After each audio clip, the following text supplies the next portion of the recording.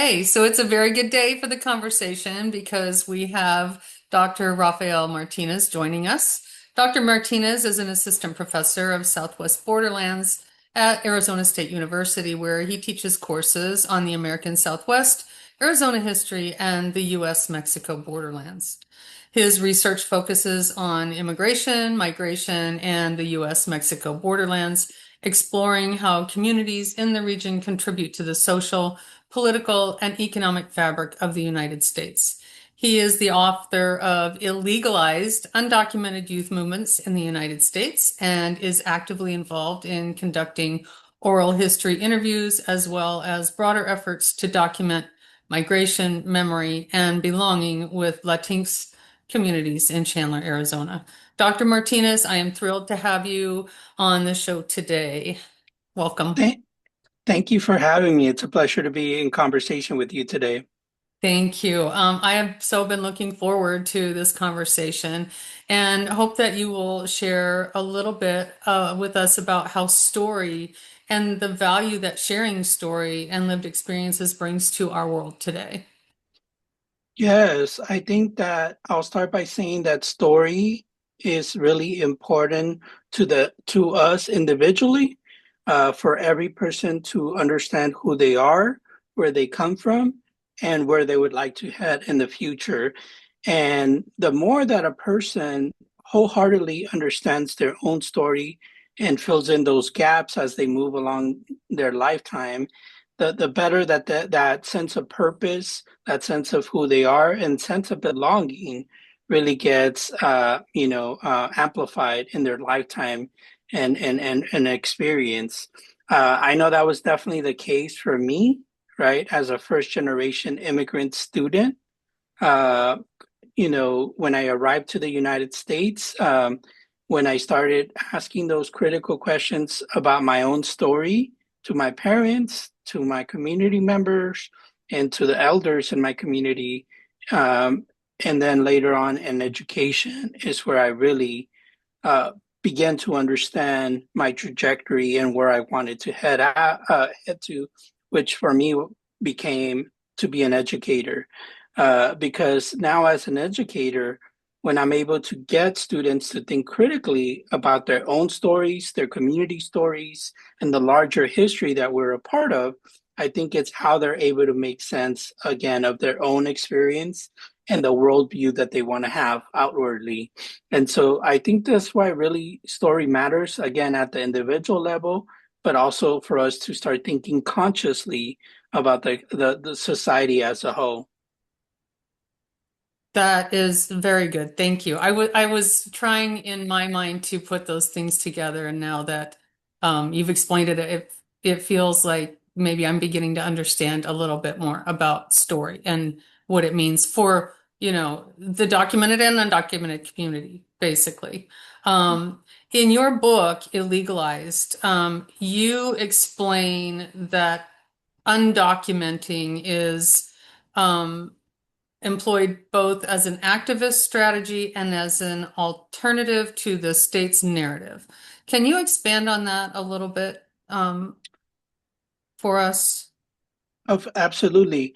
So, the idea behind undocumenting comes from archive, right? When I met the organizers that I write about and learned about their organizing strategies and work that they were doing, it became apparent to me that I wanted to tell the story through their own words and through their own strategies, but more importantly, through their own knowledge production, right? And how do we in history tell the story of people in the past? We tell that through archival documents, right? And I want you to think about for a second an archive that could be a letter or it could be a piece of paper, right? Or even a photograph. In that particular document, as the outside archivist or historian or reader, you're limited to that square piece of paper that you're staring at and making sense of a particular history, right? And so you could only analyze what's happening inside the scope of that particular archive and that particular piece of paper. But of course, as a historian, you also want to provide the context and the bigger history of what goes into producing that one archive that you are looking at. And so, in some ways, undocumenting is both to be able to present to an audience what an audience would be looking at. In this case, imagine civil disobedience, right? Imagine if somebody saw a video or a photograph of civil disobedience, undocumented youth protesting, sitting in the middle of a street somewhere, right? They're only limited to what they could see in that particular video or photograph, and they're trying to make sense of what they're seeing, what they're encountering in that particular archive. And so ideally, when people saw these videos, these photographs of civil disobedience led by undocumented youth, they had to ask many questions. What's happening in this video or in this photograph? What's the context behind it? And what are they protesting, or are they calling attention to? Right. And then, so in some ways, the undocumenting was a strategy in which undocumented youth documented their organizing efforts to speak to two audiences. One, internal immigrant audience and community, where they would say, hey, look at what we're doing. This is what we're calling attention to. Join the fight or be part of the movement, right? Because other undocumented youth who are watching this being released on social media or in other places would be watching these and asking themselves, wow, that is really impressive. What should I be doing to be part of it, right?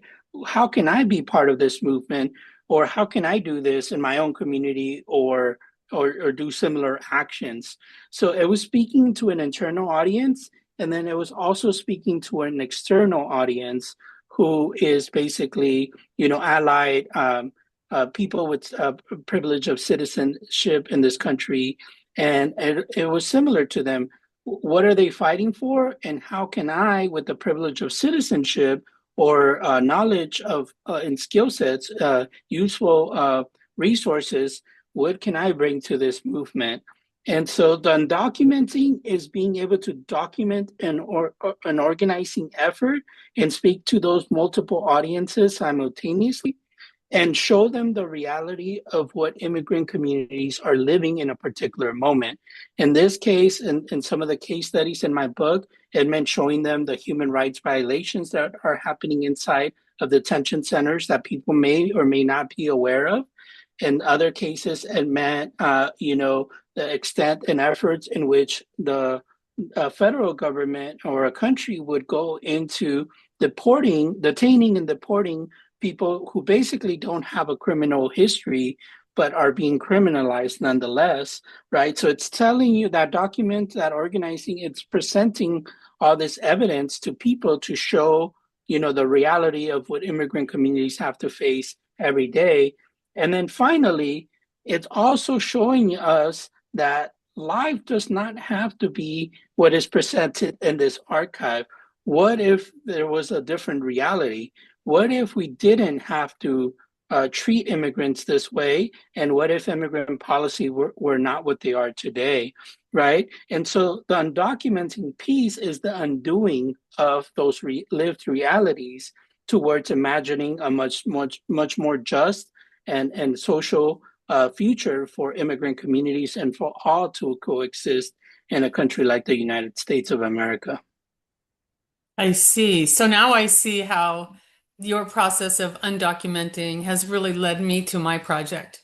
This is exactly how I come to want to know what I can do.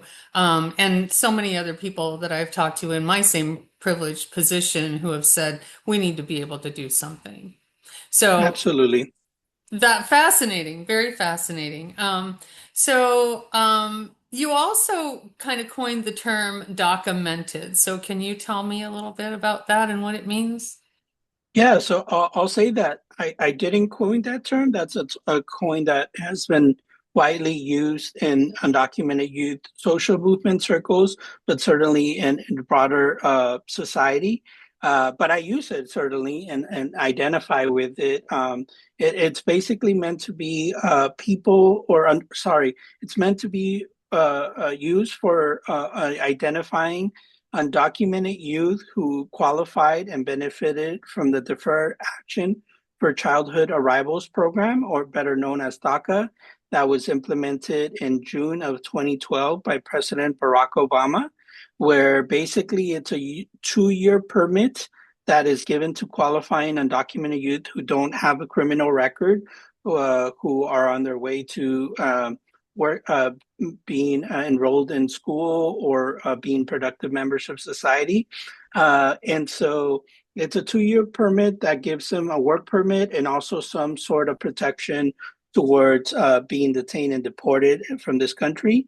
And it was something that was hard fought by undocumented youth organizers who directly advised President Obama's administration, saying this is something that you could do through executive action.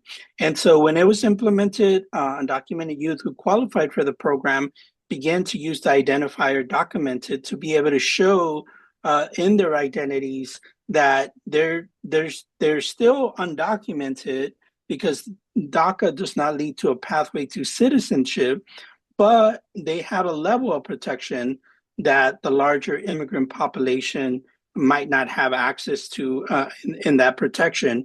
And just to give you, just to round up my answer and give you some data behind it, since 2012, at the height of DACA, there have been over 700,000 documented individuals, meaning they qualified and were part of the program at the height.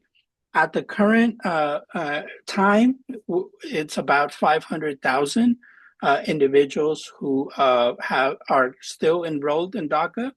That those numbers, again, in comparison to the 1 million estimated undocumented youth who were expected to qualify for DACA, many, of course, never applied because of fear that they did have some sort of criminal record or other issues in their status, that if they applied, not only would they not get DACA, but then maybe face some legal repercussions that would lead to detention and deportation.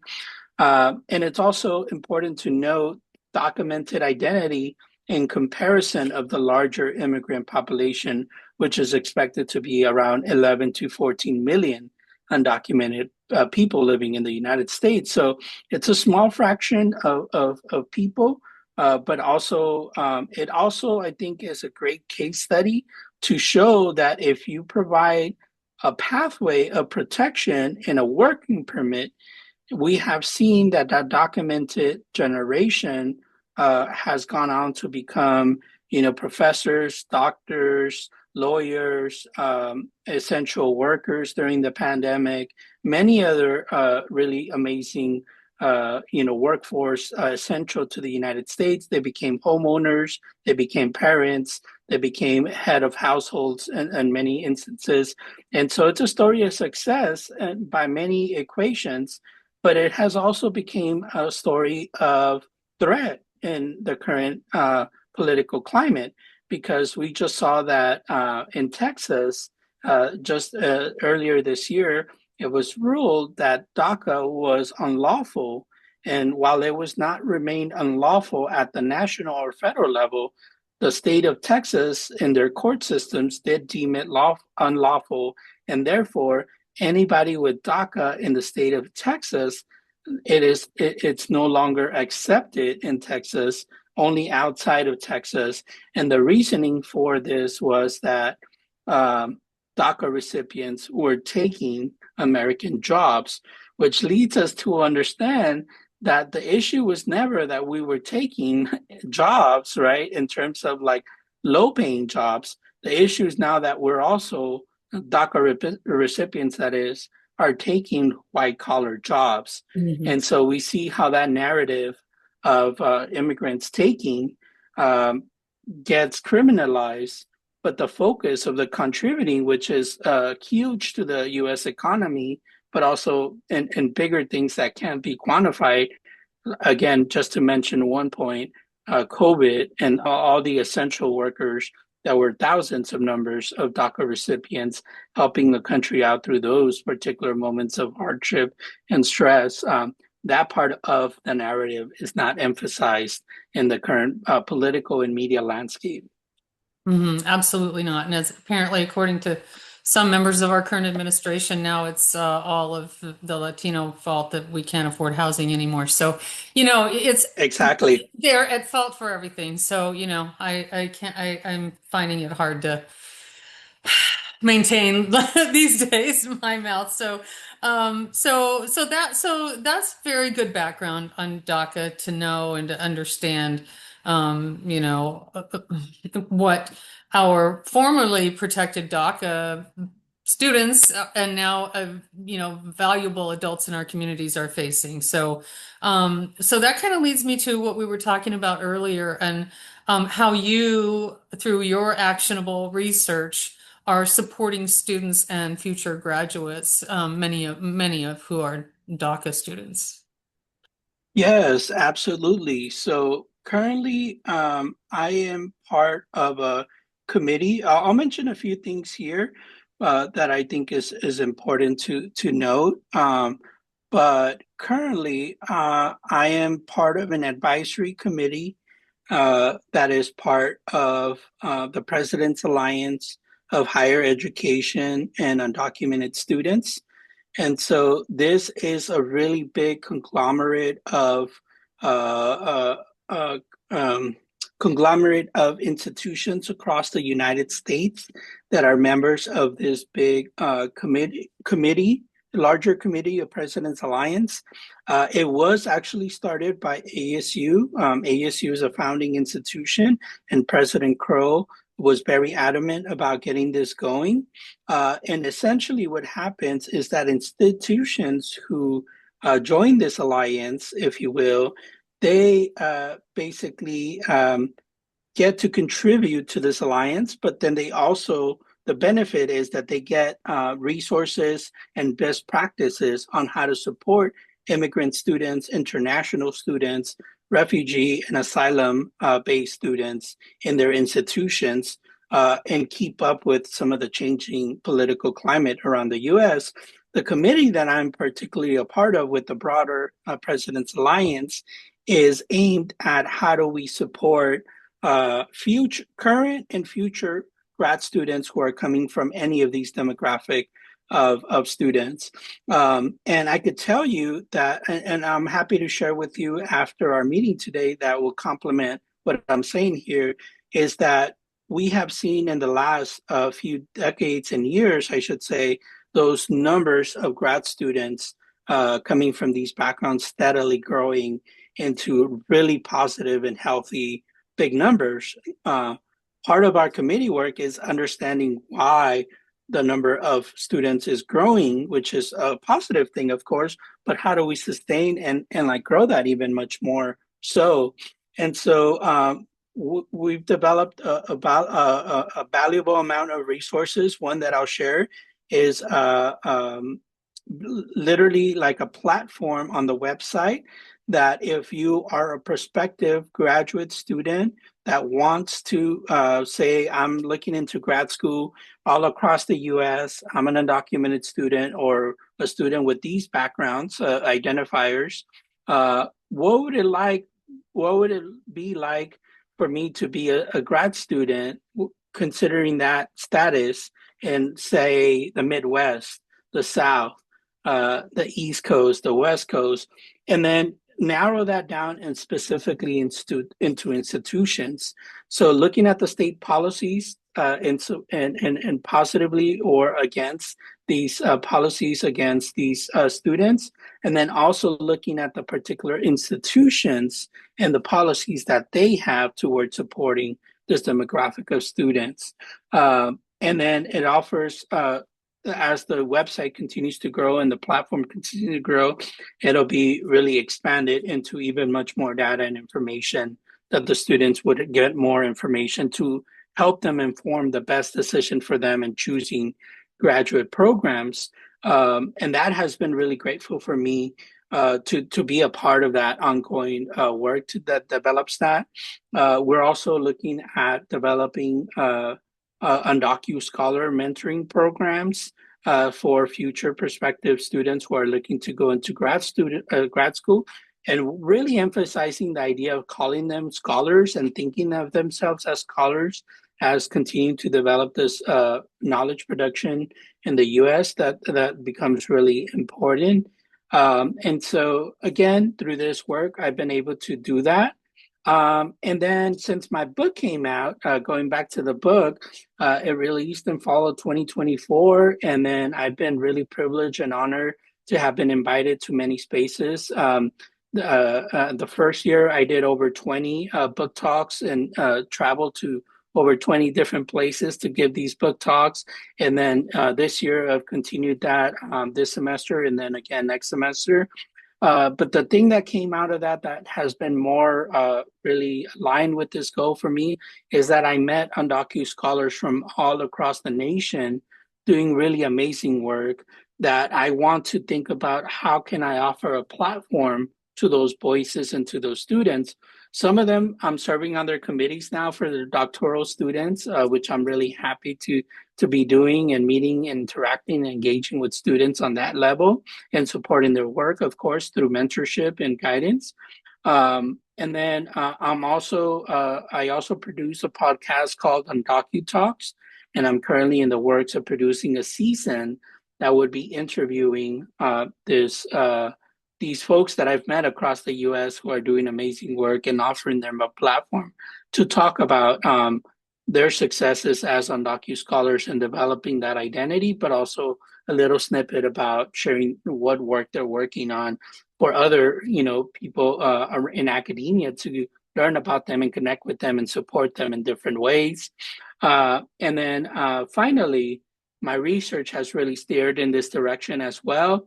So currently working on 3 articles that some of them at different stages of the publication process, but reflecting on people ask me all the time, wow, you went from being undocumented to documented into now a visa status, all through the different levels of education and now being a professor.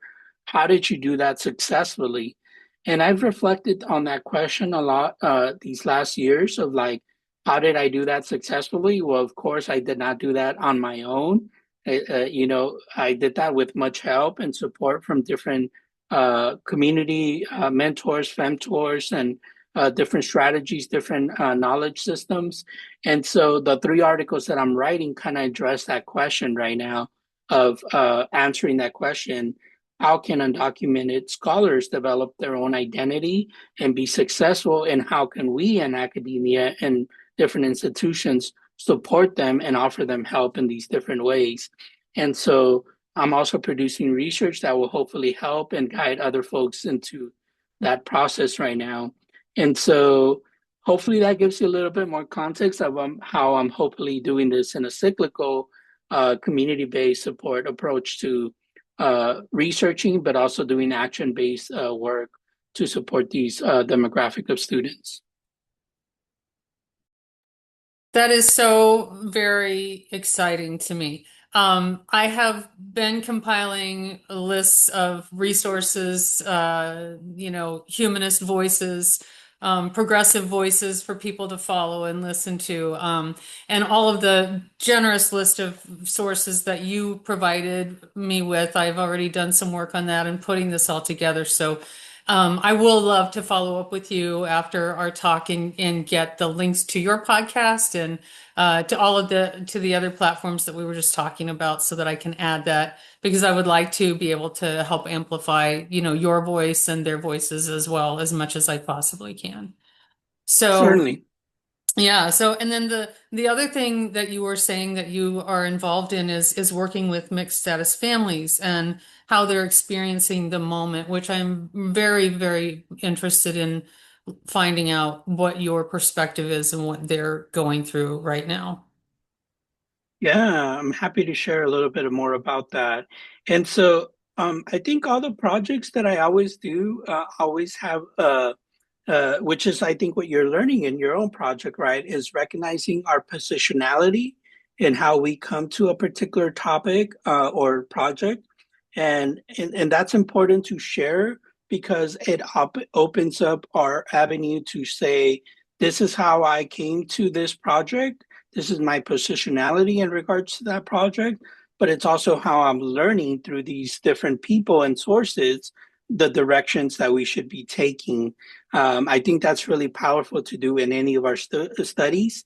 And as an ethnic studies scholar, that's what we write about, is thinking about uh, uh, producing knowledge directly from the community members that we should be co-collaborating and creating those knowledge productions from. And so in that regard, with mixed status families, for me, again, coming from a mixed status family myself, right? Growing up undocumented, but also having a sister that's a US citizen who's 7 years older than me, I understood the decisions my parents had to make, uh, that I had to make, that my sister had to make, and how that has impacted mostly positive, but also challenges along the way in different way. And then when I got to Albuquerque, New Mexico for grad school, I did my master's and PhD at the University of New Mexico. When I got there, it was in 2012. And really quickly, I began to get plugged in the community, learning about the community in New Mexico and immigrant communities and how they organize through the different organizations that exist across the New Mexico landscape. But I mentioned 2012 because when I got there in 2012, it was 3 years after SB 1070 happened Mm. in Arizona, which was a very anti-immigrant state law, one of the first that happened, and now many that unfortunately have been replicated across the US. And so, obviously, Arizona being a neighboring state to New Mexico, I met many families that left Arizona during these years and came to quote unquote pro immigrant states like New Mexico for looking for refuge and better outcomes in these states. And so when I met these families, I began organizing with many of these families in New Mexico through interfaith based groups, through nonprofits, through just grassroots level organizing. And what I was hearing from them was very complex in terms of navigating, going from one state to the other. And starting, it felt like many of them were saying, starting from scratch, right? Like, because the traditional immigration research showed us that in the 80s, even into the 90s, and before that, the tradition was that immigrants came to a host city where they knew people, family, friends, in a social circle. And the chances of them leaving that state or city were very slim.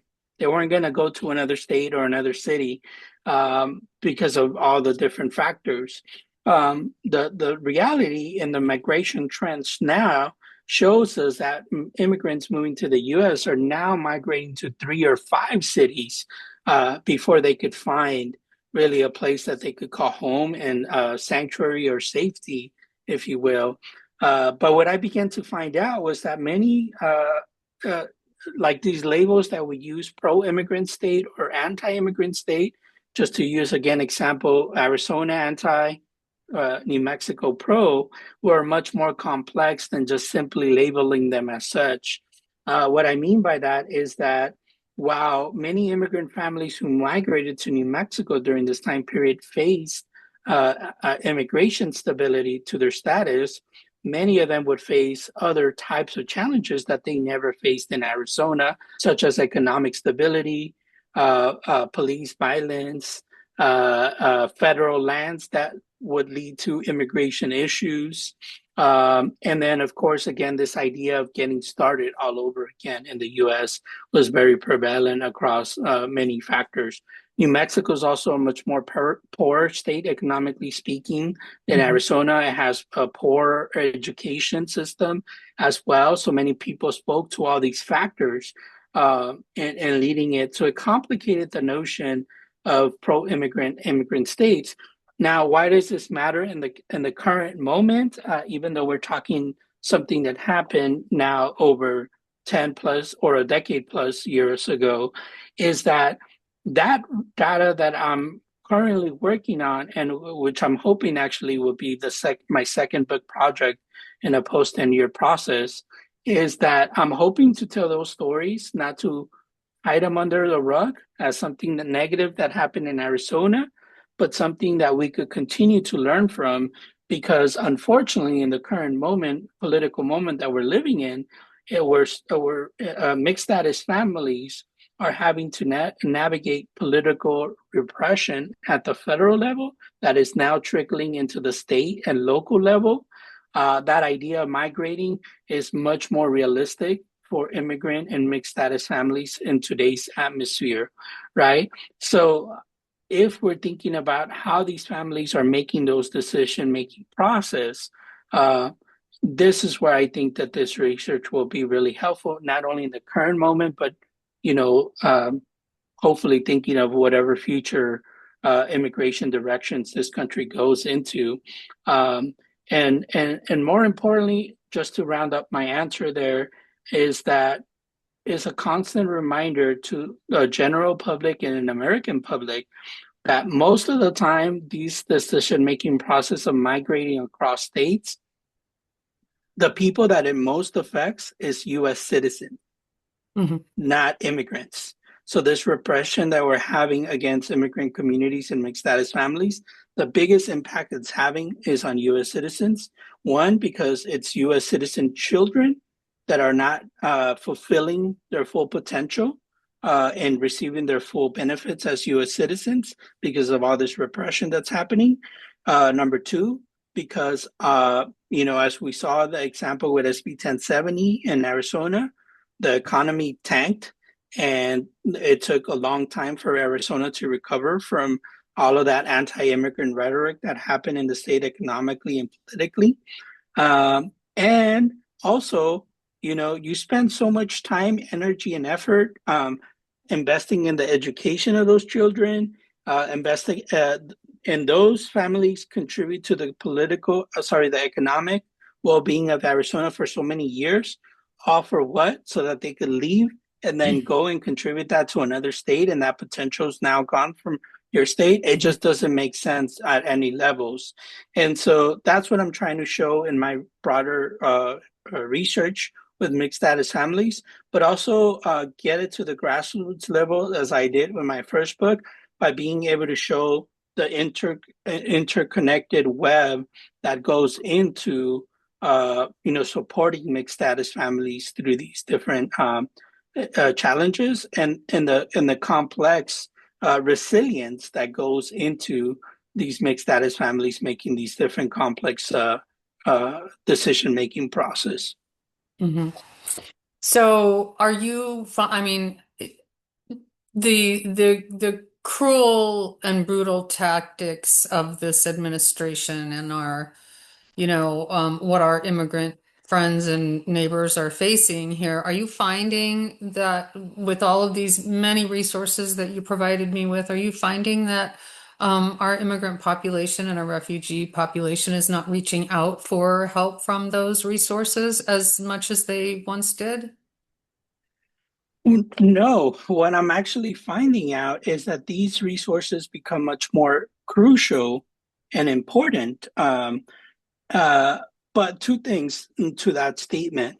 One is that one of the things that I found or findings that I'm finding out in this work is that the well-being and the current and future well-being of those mixed status families depends on how much interconnected they are to these resources and networks. Just to show in my own research, the families that did better off long term were the ones that got connected to those resources early on in their transition to a new state. And they did that, they fared better, of course, immediately, but also in the long term at every sector of like what we could measure for economically, politically, better life outcome, all of those things that are important to any family. And so those networks are becoming much more crucial in terms of being built, but it's also much more crucial on how we're reaching out and connecting mixed status families into these networks at a very early on, and how those networks are building those trust and a sense of community with these families, right? Because some of them are very effective at doing that organically and very important strategies, and some of them are having a hard time. They have the resources and the funding to be able to offer the services, but then they're struggling in having those natural connections to people. And I think that idea of having, for example, like the nonprofits that I have seen that are very effective and useful are not the nonprofits or organizations who say, oh, we have this building, come to this building and we will help you out. No, the ones that I have seen that are more useful and helpful are the ones that are going into community where community naturally meets and integrating themselves into those already built-in immigrant networks and built-in to acquire that trust and support system. So you don't lead with saying, "Hey, I'm X and I have this resources." You're saying you lead off by saying, can we come to your church meetings? Can we attend your church? Can we attend this social gathering and pass this information out, right? I think those are the ones that I've seen have been much more successful and doing this work than the ones that are traditional base of come to us and we will help you out. And that's it right there, isn't it? It's because from the very beginning, one of my questions has been how, how do you get involved in these communities? How do you become part of the community so that you can offer the help? So thank you for that. That's a very important, very important piece of the puzzle right there. So that's amazing. So just so, we're kind of finishing up here, I guess, but if you had one thing, um, or however many things that you could say to someone like myself, who is, clearly outside of the immigrant community and not, and just one person wanting to do something to make a difference. What do you think that would be? Mhm. Well, I think your example is really great, and one that I naturally usually comment and respond, which is one, learn about the topic and learn about the complexity of the topic. It's not black and white. It's not simple yes or no. In terms of like, do I support immigrants in immigration? Yes or no. It's much more complex than that, and understanding the complexity is important. So the first realm is getting educated. How do people get educated? As an educator, I will say, do not listen to the media necessarily. That shouldn't be the first source. It should be, take some classes, read some books that are essential to the topic by scholars, by people who've been researching this topic in very critical, important ways. And then the second is to, before even getting involved, before joining an organization or being volunteering or formally being a member of an organization that supports immigrant rights, I say before even doing that is for an individual to do a self reflection of, okay, now I have become educated on the topic and I want to contribute or support, help immigrant rights. How can I do that? Well, think about your own positionality, what knowledge systems you have, because everybody comes from very important knowledge systems and worldviews. Number two, what skill sets do you have? Right? Maybe you're a graphic designer. Maybe you're a great writer. Maybe you're good at connecting people. Maybe you're good at project management. The list could go on forever, right? So think about what skill sets you already have and how you could donate or support through those skill sets to organizations. And then think about in the complexity and of a web of immigrant rights or any topic for that matter, any issue, I should say, where you want to put your contributions towards, which is like obviously within immigrant rights, there's so many categories. Do you want to advocate for mixed status families? Are you advocating for youth, for students, for women, for refugees, for asylum cases? I mean, the list could go on, right?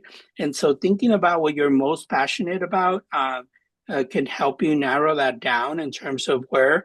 I started this interview by saying that, there's so many things going on in immigration, and I'm choosing to focus on these two categories that are close to my heart, but that I feel I could make impact and contributions to based on my own knowledge system and my own skill sets. And so I know that I wish I could, double up and become 100% and do all these impacts. But realistically, as the older I get, the more experience and the more responsibilities that I have, the more that I realize my limitations. And so it's important for me to think about where I can lend those contributions to.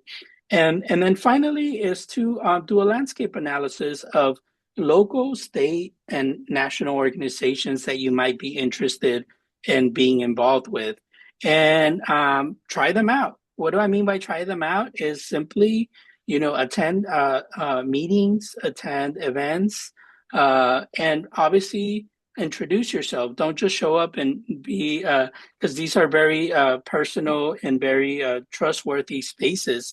So introduce yourself, say, I'm so and so, I'm just interested in helping out. How can I get connected? And it should be as much of like a dual responsibility between the person who's getting involved and the organization and making them feel welcome. So I always tell people try out organizations because you might think that, oh, this organization is the right fit for me. And then you start getting plugged into the work that they're doing. And you might find that that's not the right organization for you. And it doesn't mean that they're a bad organization or a good organization. It just means that maybe what you're looking to contribute to an organization or looking to help out with an organization is not their current focus or their approach to doing things, right? And so try it out, feel if that's the right organization for you.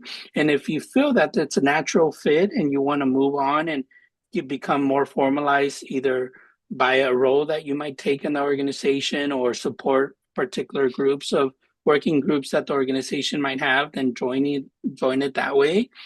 But fill it out, and if it's the right organization, you'll kind of know and naturally get plugged into the work they're doing.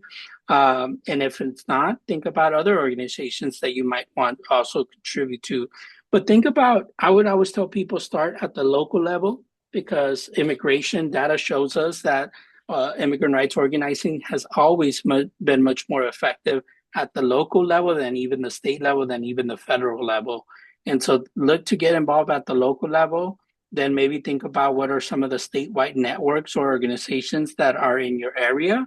And then finally, think about federal or national organizations that are doing the type of work that you're interested in getting plugged into those different organizations and spaces. I think would be an effective way of approaching it. Okay, so it's not something that, you're going to do overnight. It's not going to jump in and go start volunteering and doing the work overnight. It takes just like Yeah, everything else that's important. It takes preparation and patience.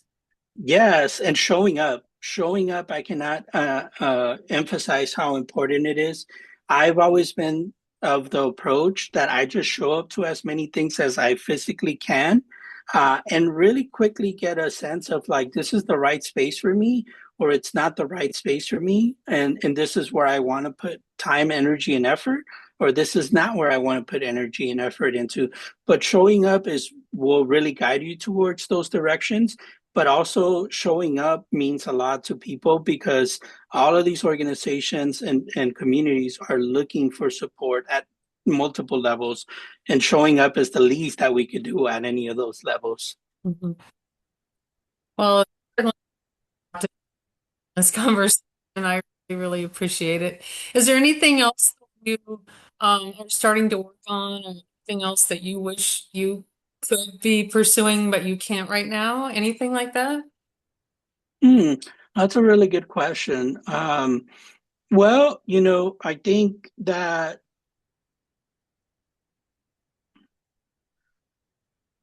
I think that, allied communities are starting to realize the importance of building local support and building that out into national, federal support. In some of the midst of all the challenges that we're facing in the current political climate, we've seen some victories that are really remarkable. Just to name one, in New York.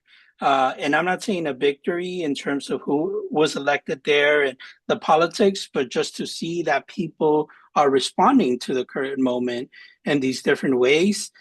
In my book, I talk about indirect forms of activism and direct forms of activism, that we're seeing people work within the system to change the system is very hopeful.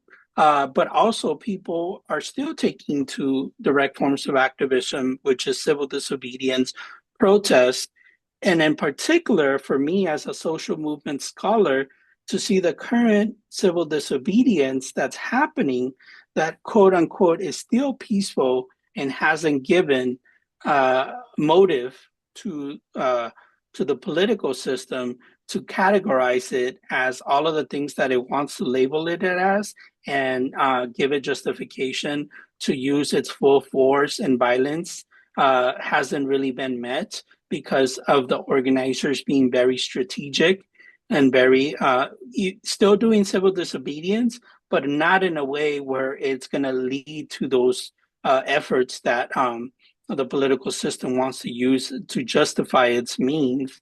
I think is really hopeful as well there.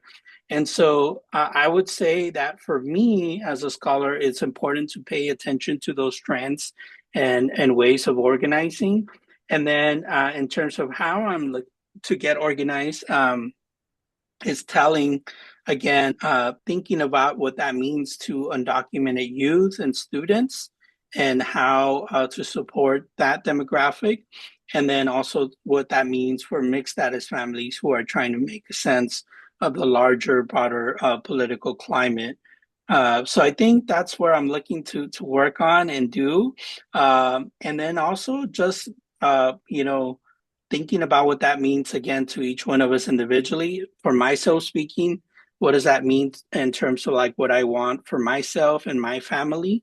I think it's really important because oftentimes we think outwardly. I think we Mhm. also need to think inwardly. So I also need have like personal goals for me and my family that I want to meet. So thinking about those and like exercising those will be really important as well. Excellent. So I couldn't agree with you more about the hopeful signs that we see going on in this country. I heard yesterday or this morning about how some of the ICE activity and the troops are fading out of Oregon and out of Chicago because they have not been able to get those moments, those dramatic moments that they were looking for, and they're not being able to catch those on film and propagandize all of it. And so they're not getting what they want, so they're pulling away. And now, of course, they're moving into North Carolina, but it's still they're backing away. And I have to believe that it is because of just basically the courage of our citizens standing up against them and documenting what they're doing. So that is very hopeful, almost exciting when you think about how that has been changing. So I completely agree with that 100%. So Yes. thank you so much for coming and talking with me and sharing so much of your work with me. It really makes me very hopeful as well that I think my project is going to go very well this semester. No, Uh, again, I commend you for doing this project and doing this work. I know you're a professor, and I'm sure she's going to be thrilled to see the progress and the evolution, transformation of your work and in the direction that it's taking. So, thank you for taking the time. Thank you for caring, and thank you for doing this really important humanistic work, I would call it, moving forward. The last thing I would just ask if in reflection, literally as I was talking through all these items with you, I feel like, wow, that was a really great summary or shape up of the work that I've been doing, not for me personally, but an outlook in terms of thinking about how I'm talking about all these things. So the only thing I would ask is if you wouldn't mind sharing the AI companion notes. I think that's going to be really helpful for me just to, because it's not until I have these moments that I'm publicly or outwardly speaking about these things that all of these things just live in my head and like making sense of all of those things. I usually don't have the opportunity to share that. And as I was sharing it out with you, I was like, wait, this is how I'm thinking about these things outside of my head. Isn't that so funny? Because as we're talking and beginning in the beginning of this conversation, I kept thinking I need to be taking notes. I need to be writing all of this down, and I'm thinking to myself, but it's all on video, like it's all recorded, and we have Yeah. companion notes. So yes, I will definitely send that over to you, and then I'll be looking for links to your podcast and Yes. your other commission, your other work that you're doing. Okay. I'm making a note here for myself and I'll send you those by end of the day so that those probably will be helpful along with the interview itself. So thank you for that. You are very welcome. Thank you so much for joining me today. This was a really important conversation, I think, to have. Thank you. Likewise. Have a good rest of your day. You too. Bye. All right. Yes. Yes. Cancel. Yes. Whoops.